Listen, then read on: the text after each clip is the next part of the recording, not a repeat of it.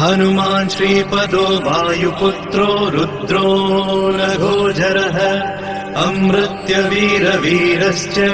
ग्रामवासो जनाश्रयः धनदो निर्गुणः शूरो वीरो निधिपतिर्मुनिः पिङ्गाक्षो वरदो वाग्मी सीता शोकविनाशकः शिवः शर्वत्परो व्यक्तो व्यक्ता व्यक्तो धराधरः पिङ्गकेश पिङ्गरोमा श्रुतिगम्यः सनातनः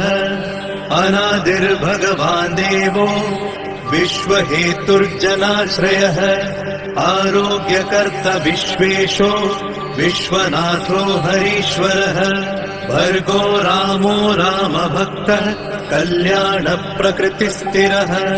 विश्वम्भरो विश्वमूर्तिर्विश्वाकारश्च विश्वपः विश्वात्मा विश्वसेव्योऽथ विश्वो विश्वहरो रविः विश्वचेष्टो विश्वगम्यो विश्वध्येयः कलाधरः प्लवङ्गमः कपिश्रेष्ठो ज्येष्ठो विद्यावनेचरः बालो वृद्धो युवा तत्त्वगम्यः सुखो यजः अञ्जनासूनुरव्यग्रो ग्रामशान्तो धराधरः भूर्भुवस्वर्मर्हलोको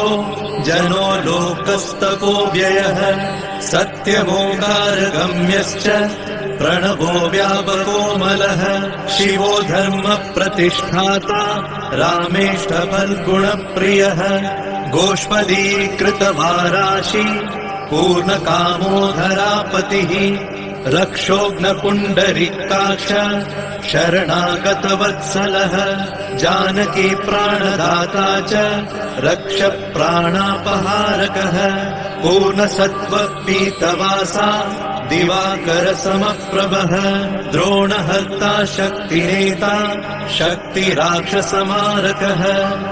रक्षोघ्नो रामदूतश्च शाकिनी जीवहारकः बुभुक्कारः तारातिर्गर्वपर्वतवेदनः हेतुर्मान् प्रांशुबीजम् च विश्वभर्ता जगद्गुरुः जगत्त्राता जगन्नाथो जगदीशो जनेश्वरः जगत्पिता हरिश्रीशो गरुडस्मयभञ्जनः पार्थध्वजो वायुपुत्रो अमितपुच्छोऽमितप्रभः ब्रह्मपुच्छ परब्रह्म पुच्छो रामेष्ट एव च सुग्रीवादियुतो ज्ञानी वानरो वानरेश्वरः कल्पसायी चिरञ्जीवी प्रसन्नश्च सदाशिवः सन्मतिः सद्गतिर्भुक्ति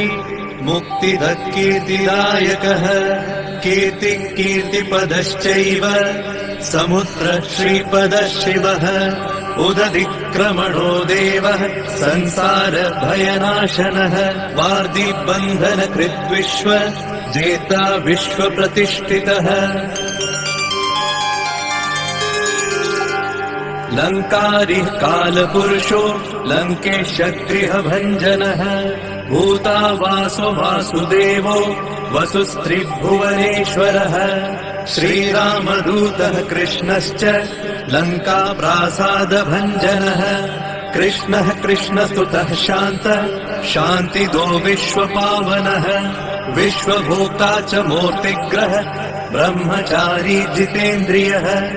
ऊर्ध्वगोलाङ्गुलीमाली लाङ्गूलहत राक्षसः समीरतनुजो वीरो वीरमारो जयप्रदः जगन्मङ्गलदः पुण्यः पुण्यश्रवणकीर्तनः पुण्यकीर्तिः पुण्यगतिः जगत्पावनपावनः देवेशोजितरोधश्च रामभक्तिविधायकः ध्याता ध्येयो नभः साक्षी चेतश्चैतन्यविग्रहः ज्ञानदः प्राणदः प्राणो जगत्प्राणः समीरणः विभीषणप्रियः शूरो पिप्पलाश्रयसिद्धिदः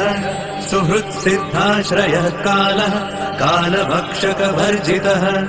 लङ्केशनिधनस्थायी लङ्कादाहक ईश्वरः चन्द्रसूर्याग्निनेत्रश्च कालाग्निः प्रलयान्तकः कपिलः कपिशः पुण्य राशिर्द्वादश राशिगः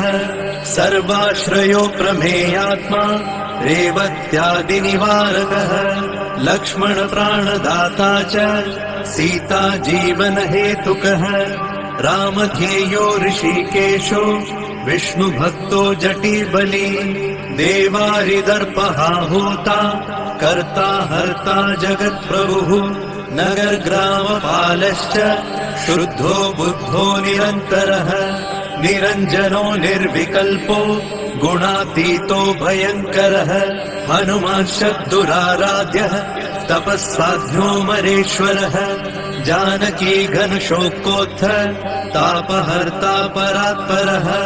वाङ्मयः सदसद्रुपः कारणं प्रकृतेः परः भाग्यदो निर्मलो नेता पुच्छलङ्काविदाहकः पुच्छबद्धो यातुधानो यातुधानरिपुप्रियः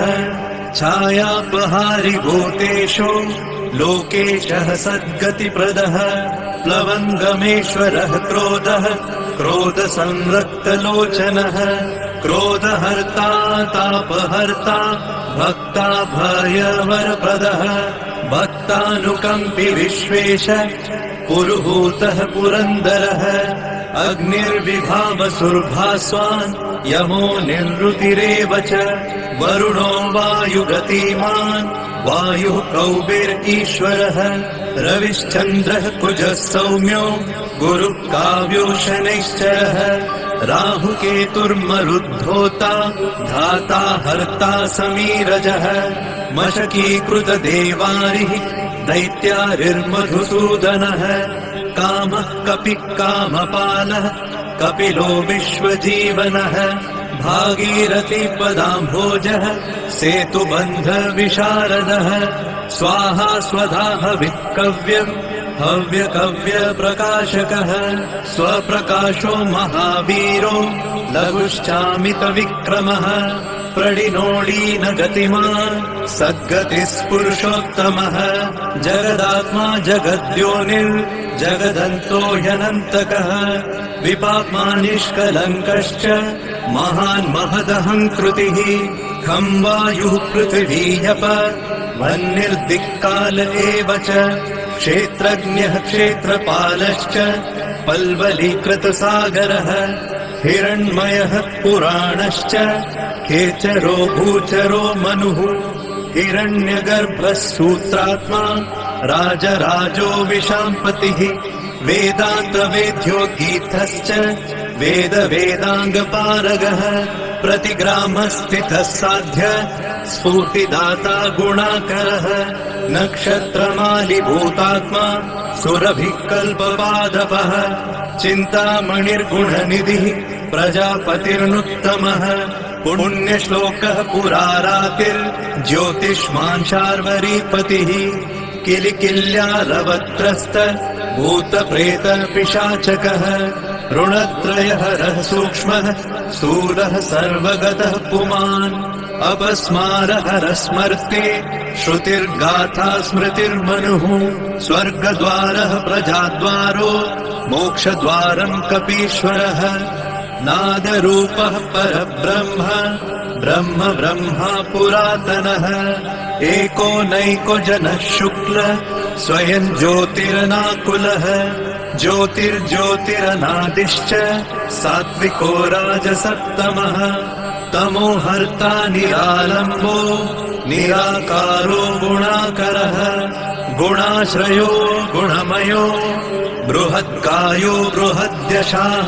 बृहद्धनुर्बृहत्पादो बृहन्मूर्धा बृहत्स्वनः बृहत्कर्णो बृहन्यासो बृहन्नेत्रो बृहद्गलः बृहद्यत्नो बृहच्चेष्टो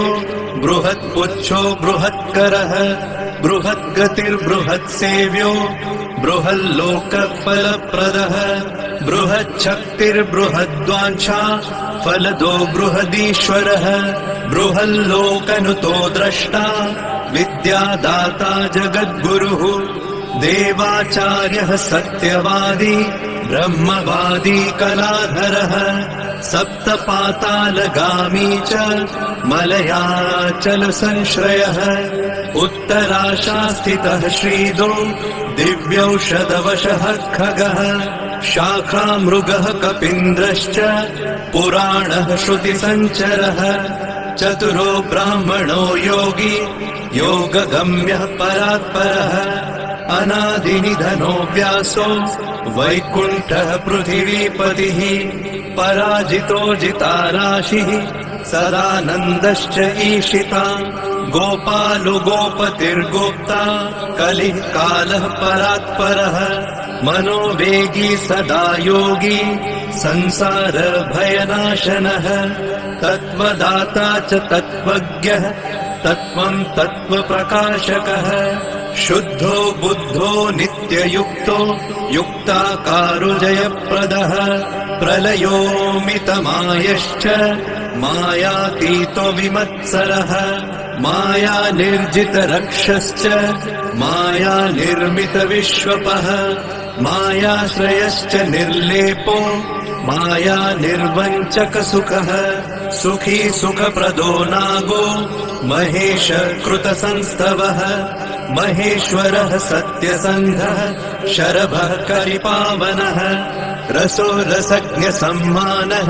तपश्चक्षुश्च भैरवः घ्राणो गन्धस्पर्शनं च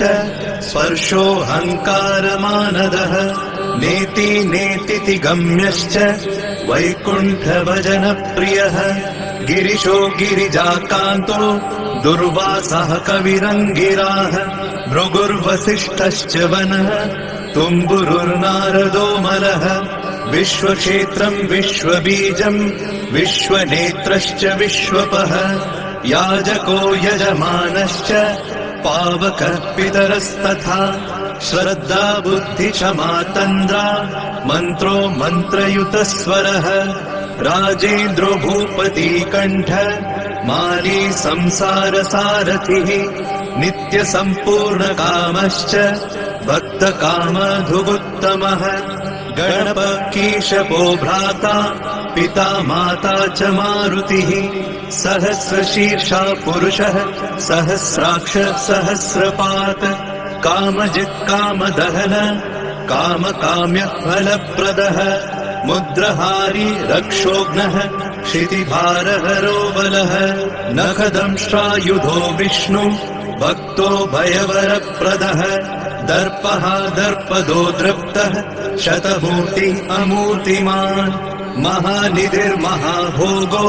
महाभोगो महार्थदः महाकारो महायोगी महातेजा महाद्युतिः महाकर्मा महानादो महामन्त्रो महामतिः महाशयो महोदारो महादेवात्मको विभुः रुद्रकर्मा क्रूरकर्मा रत्ननाभकृतागमः अम्भोधिलङ्घनः सिंहो नित्यो धर्मप्रमोदनः जितामित्रो जयः सामो विजयो वायुवाहनः जीवदाता सहस्रांशुः मुकुन्दो भूरि दक्षिणः सिद्धार्थसिद्धिदः सिद्ध सङ्कल्पसिद्धिहेतुकः सप्तपातालभरणः सप्तर्षिगणवन्दितः सप्ताभिलङ्घनो वीरः सप्तद्वीपोरुमण्डलः सप्ताङ्गराज्यसुखदः सप्तमात्र निषेवितः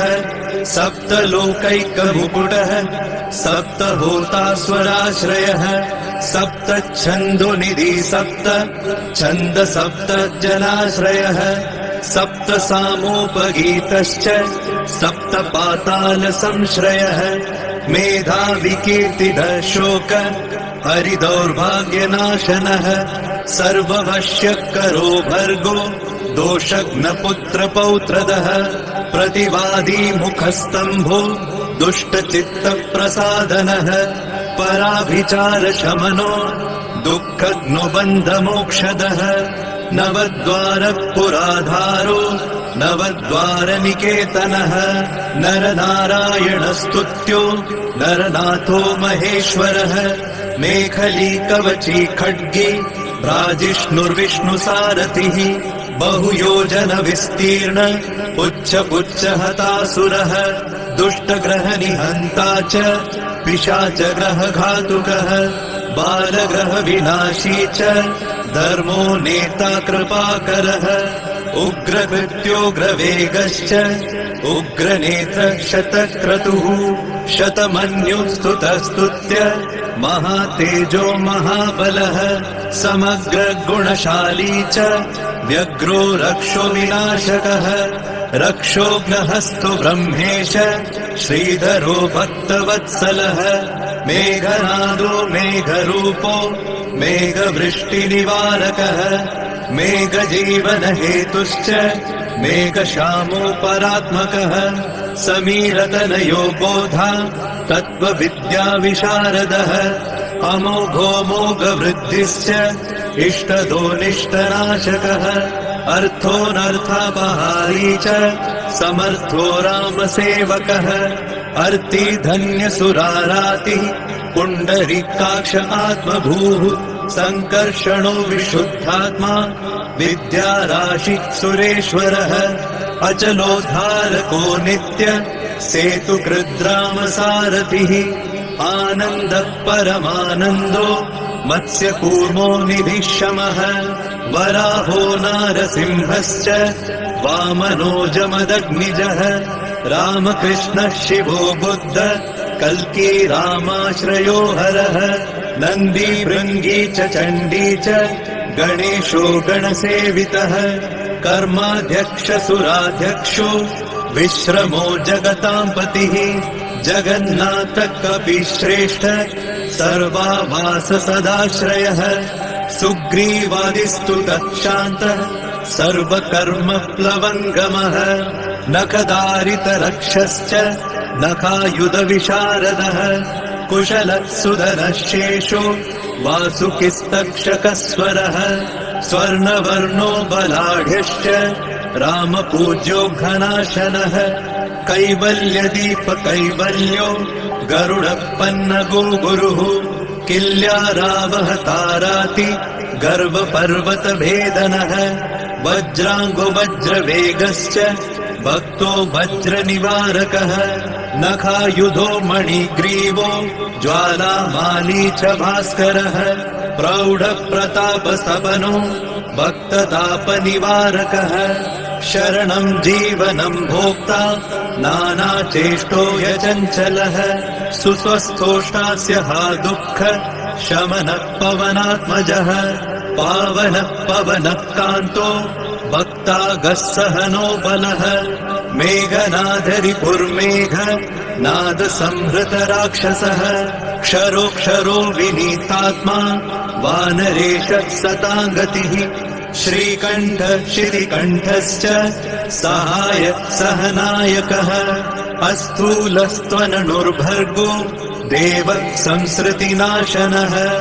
अध्यात्मविद्यासारश्च अध्यात्मकुशलः सुधिः अकल्मषः सत्यहेतु सत्यगः सत्यगोचरः सत्यगर्भः सत्यरूप सत्यपराक्रमः अञ्जनाप्राणलिङ्गश्च वायुवंशोद्भवः सुधिः भद्ररूपो रुद्ररूपः सुरूपश्चित्ररूपधृत् मैनाकवन्दितः सूक्ष्म दर्शनो विजयो जयः क्रान्तदिग्मण्डलो रुद्रः प्रकटीकृतविक्रमः कम्बुकण्ठप्रसन्नात्मा हृस्वनासो मृकोदरः लम्बोष्टकुण्डलिचित्र मालियोगविदाम्बरः विपश्चित्कविरानन्द विग्रहोऽनन्यशासनः फल्गुनीसूनुरव्यग्रो योगात्मा योगतत्परः योगवेद्यो योगकर्ता योगयोनिर्दिगम्बरः अकारादिक्षकारान्त वर्गनिर्मितविग्रहः उलूखलमुखः सिंह संस्तुतः परमेश्वरः श्लिष्टजङ्घः श्लिष्टजानु श्लिष्टपाणि शिखाधरः सुशर्मामितशर्मा च नारायणपरायणः जिष्णुर्भविष्णुरोचिष्णुर् ग्रसिष्णुस्थाणुरेव च हरिरुद्रानुकृद्वृक्ष कम्पनो भूमिकम्पनः गुणप्रवाह सूत्रात्मा वीतरागस्तुतिप्रियः नागकन्या भयध्वंसी रुक्मवर्णः कपालभृत अनाकुलो भवोपायो न पायो वेदपारगः अक्षरः पुरुषो लोक नाथो रक्ष प्रभुर्दृढः अष्टाङ्गयोगफलभुक सत्यसन्धः पुरुष्टतः श्मशानस्थाननिलय प्रेतविद्रावणक्षमः पञ्चाक्षरः परः पञ्च मातृको रञ्जनध्वजः योगिनी वृन्दवन्द्यश्च शत्रुघ्नोऽनन्तविक्रमः ब्रह्मचारीन्द्रियरिपुर्धृतदण्डो दशात्मकः अप्रपञ्चः सदाचार शूरसेनविदारकः वृद्धप्रमोदश्चानन्द सप्तजिह्वापतिर्धरः नवद्वारपुराधार प्रत्यग्रसामगायकः षट्चक्रधाम स्वर्लोको भयहृन्मानदो मदः सर्ववश्यकरः शक्तिर्नेता चानन्तमङ्गलः अष्टमूर्तिर्धरो नेता विरूपस्वरसुन्दरः धूमकेतुर्महाकेतु सत्यकेतुर्महारथः नन्दिप्रियः स्वतन्त्रश्च मेखली समरप्रियः लोहाङ्ग सर्वविद्धन्वि षट्कलः शर्वईश्वरः फलभुक्फलहस्तश्च सर्वकर्मफलप्रदः धर्माध्यक्षो धर्मफलो धर्मो धर्मप्रदोऽर्थदः पञ्चविंशति तत्त्वज्ञ स्तारक ब्रह्म तत्परः त्रिमार्गवसतिर्भीमः सर्वदुःखनिबर्हणः ऊर्जस्वान्निर्गलः शूली मालिगर्भो निशाचरः रक्ताम्बरधरो रक्तो रक्तमाला विभूषणः वरमाली शुभाङ्गश्च श्वेतश्वेताम्बरो युवा जयो जय परिवारः सहस्रवदनः कविः शाकिनी डाकिनी यक्ष रक्षो भूतौघभञ्जनः सद्यो जातः कामगतिर्ज्ञानमूर्तिर्यशस्करः शम्भुतेजा सार्वभौमो विष्णुभक्तप्लवङ्गमः चतुर्नवति मन्त्रज्ञ पौलस्त्यबलदर्पः सर्वलक्ष्मीप्रदः श्रीमान् अङ्गदप्रिय ईडितः स्मृतिर्बीजम् सुरेशानः संसारभयनाशनः उत्तमः श्रीपरिवार श्रीभूदुर्गा च कामदृक् सदा गतिर्मातरिष्वा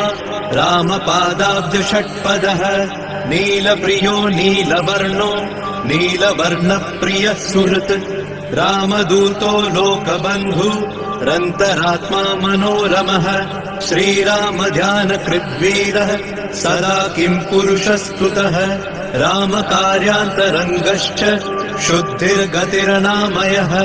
पुण्यश्लोकः परानन्द परेश प्रियसारथिः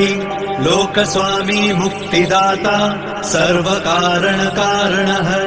महाबलो महावीरः पारावारगतिर्गुरुः समस्तलोकसाक्षी च समस्तसुरवन्दितः